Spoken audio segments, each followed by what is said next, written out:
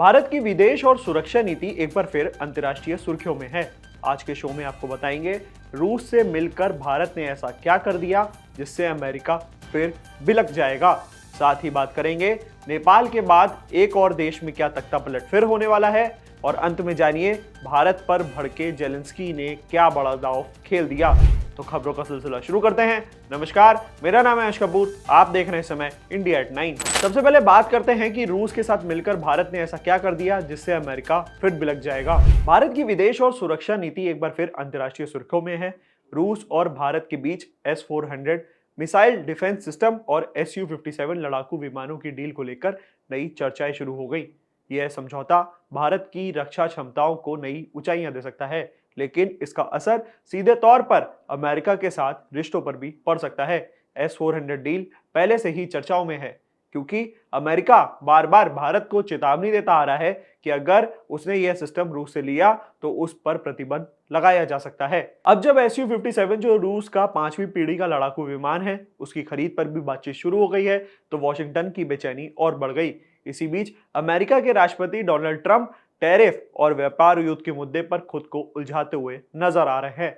भारत और चीन पर ऊंचे टैरिफ की उनकी नीति ने वैश्विक बाजार में तनाव बढ़ा दिया। अगर भारत और रूस के बीच यह रक्षा डील पक्की होती है तो अमेरिका को न केवल आर्थिक मोर्चे पर बल्कि रणनीतिक मोर्चे पर भी चुनौती महसूस होगी। भारत ने यह डील सिर्फ हथियारों की खरीद के लिए नहीं करी। भारत यह संदेश भी देना चाहता था कि वह अपने राष्ट्रीय हितों के लिए किसी दबाव में आगे नहीं झुकेगा, चाहे वह अमेरिका भी क्यों ना हो। वहीं रूस भी इस डील से यह दिखाना चाहता है कि उसके पास अब भी वैश्विक रक्षा बाजार में अहमियत रखने वाले और भारत जैसे बड़े साझेदार साथ खड़े हैं। अब सवाल यह है कि क्या भारत पर अमेरिकी प्रतिबंधों का खतरा मंडरा रहा है? क्या वॉशिंगटन भारत को रियायत देगा इस डील के बाद? और क्या भारत अमेरिका के रिश्ते में फिर से खटास और आ जाएगी? और सबसे अहम, क्या भारत अपनी रणनीतिक ताकत को कायम रखते हुए दोनों महाशक्तियों के बीच संतुलन बनाए रख पाएगा? अब चलते अपनी दूसरी खबर की ओर और बात करते हैं नेपाल के बाद क्या एक और देश में तख्तापलट होने वाला है। नेपाल में हाल ही में राजनीतिक संकट देखने को मिला और अब एक और पड़ोसी देश जिसका नाम फिलीपींस है वो भी सुर्खियों में है। वहां की सरकार के खिलाफ बड़े पैमाने पर विरोध प्रदर्शन शुरू हो गया। राजधानी मनीला की सड़कों पर हजारों लोग उतर गए हैं जो मौजूदा शासन पर तानाशाही का आरोप लगा रहे हैं। प्रदर्शनकारियों का कहना है कि राष्ट्रपति और उनके कैबिनेट लोकतांत्रिक प्रक्रियाओं को कमजोर कर रहे हैं। विपक्ष भी खुलकर सड़क पर आ चुका है। हालात इतने बिगड़ गए हैं कि सेना को भी अलर्ट पर रख दिया गया। फिलीपींस का यह राजनीतिक संकट भारत के लिए अहम है। एक ओर फिलीपींस भारत का करीबी दोस्त और सामरिक साझेदार माना जाता है, वहीं दूसरी ओर चीन से उसके रिश्ते बेहद खराब हैं। दक्षिणी चीन सागर और चीन में बढ़ते तनाव के बीच फिलीपींस लगातार विरोध करता रहा और भारत उसके साथ खड़ा रहा। ऐसे में अगर वहां राजनीतिक अस्थिरता बढ़ती है तो इसका असर पूरे एशिया प्रशांत क्षेत्र पर पड़ सकता है। विशेषज्ञों का मानना है कि अगर विरोध और बढ़ता है और हालत तख्तापलट जैसे हो जाते हैं, हालांकि सरकार का यहाँ पे कहना यह है कि सब कुछ नियंत्रण में है और विपक्ष केवल माहौल बिगाड़ने के लिए कोशिश कर रही है, लेकिन फिर से सवाल वही खड़ा होता है कि क्या नेपाल के बाद अब फिलीपींस का नंबर आ चुका है? राजनीतिक अस्थिरता झगड़ा बढ़ा देगी और क्या इसका असर भारत और चीन दोनों के लिए कई मुश्किलें खड़ी कर देगा? अब बात करते हैं अपनी आखिरी खबर का कि भारत पर भड़के जेलेंस्की ने कौन सा बड़ा दांव खेल दिया। यूक्रेन ने ऐलान किया है कि 1 अक्टूबर 2025 से वह भारत से डीजल आयात को सीमित कर देगा।